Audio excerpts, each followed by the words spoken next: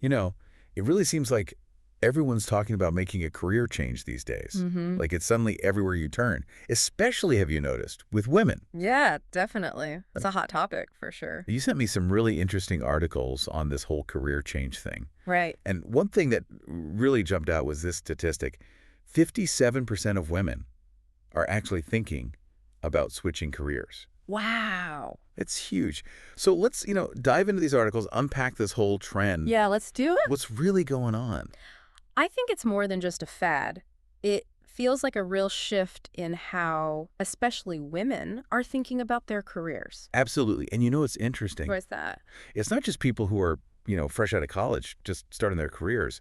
This article was specifically talking about women between like 30 and 50. Oh, wow. Okay. Who probably already have a good amount of experience under their belt. They're further along in their careers. Mm-hmm. They're thinking, wait a minute, there's got to be more to work than this. Right. What do you think about that? I mean, it makes total sense if you think about like the larger context, right?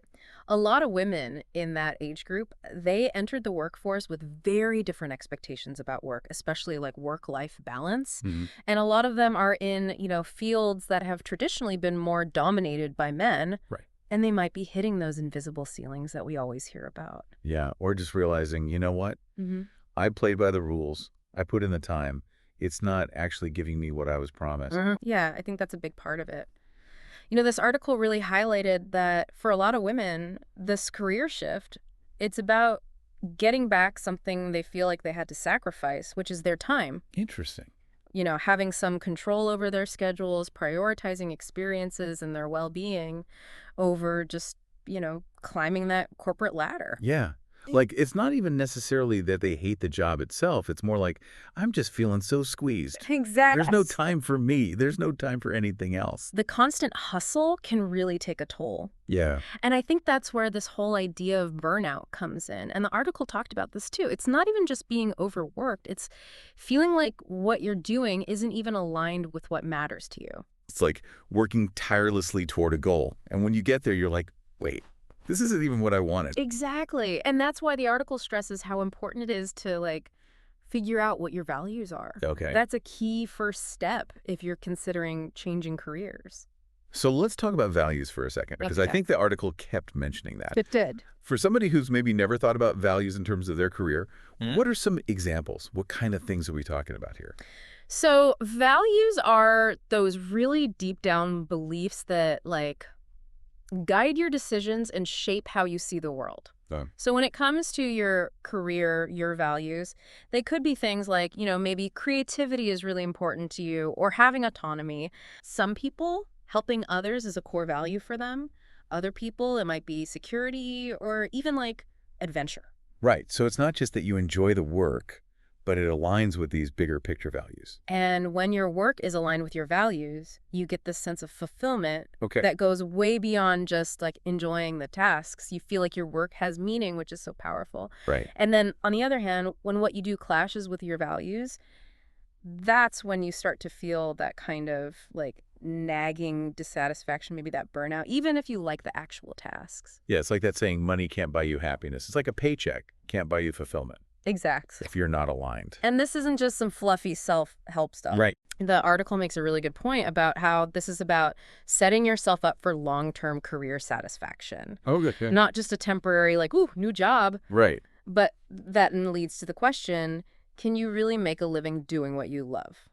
Which is the $1 million question or the $1 million fear, right? Right. That, I think, keeps so many people stuck. Yeah. Is it really possible to combine your passion and actually make money, Right. pay your bills, It's a big one. Yeah, student loans, mortgage, Yeah. that daily latte habit, they're not going to pay for themselves. Have you ever faced that dilemma? Oh, yeah. I think it's something we all struggle with a little bit, to be honest. Right. But what I like about this article is it doesn't pretend that's not a thing. It acknowledges you have to be practical, but it kind of pushes back on this idea that passion and, actually being able to pay your bills have to be separate. So no more starving artist cliche. Well, not necessarily. It takes a shift in mindset for sure. Yeah. The article talked about reframing how you even think about work and money. Okay. It's not about becoming an overnight success Right. or, suddenly making tons of money. Yeah. It's about building something that's sustainable, that's aligned with those values, but also lets you live your life. Right. So less about hitting the lottery with your passion project and more about like, okay, how can I actually design this into my career path in a way that's both fulfilling, but also like I can still pay my rent. Exactly. And that takes planning. It takes research. It might even take, learning some new skills. Yeah. But, the article argued that it's totally possible. And I Yeah. think even if you're not someone who's like, I'm quitting my job tomorrow, like who couldn't use a little more passion and purpose in their work life?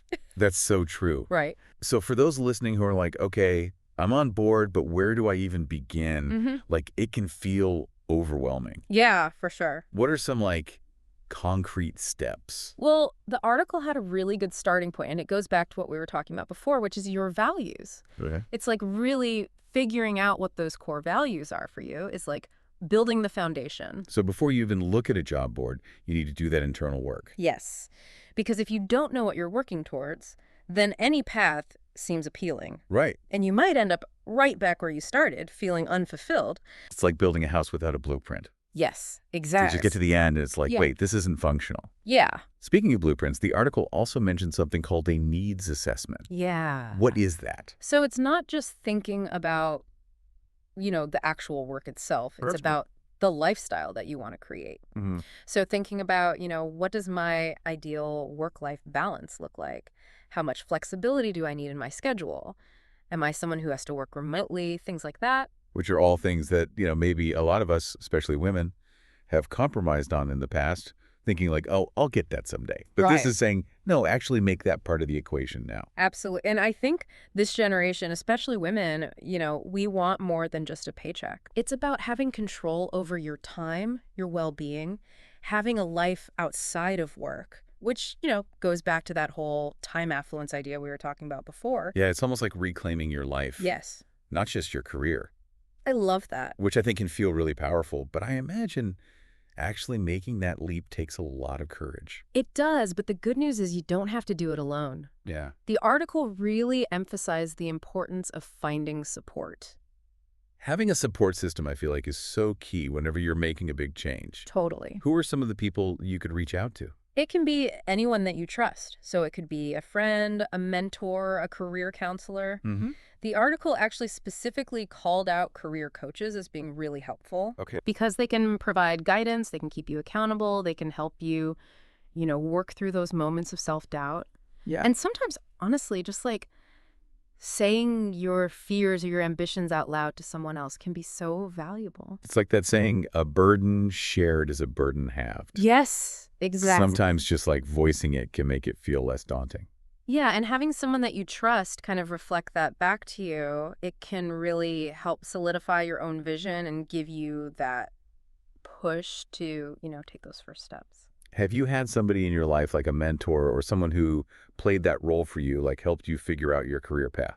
Yeah, I've been really lucky to have a few different mentors who've given me some like really helpful advice over the years. Yeah. And sometimes it is just about having that person who believes in you, even when you kind of doubt yourself, Yeah, like they're your own personal cheer squad. Exactly. Reminding you, like, no, you got this. Remember all these amazing things you've done. Yes, exactly. Keep going. And they can offer like a different perspective. Yeah. They can share their own stories, both, the successes and maybe even some of the things they wish they had done differently. The setbacks. Yeah, and I think that can be so helpful.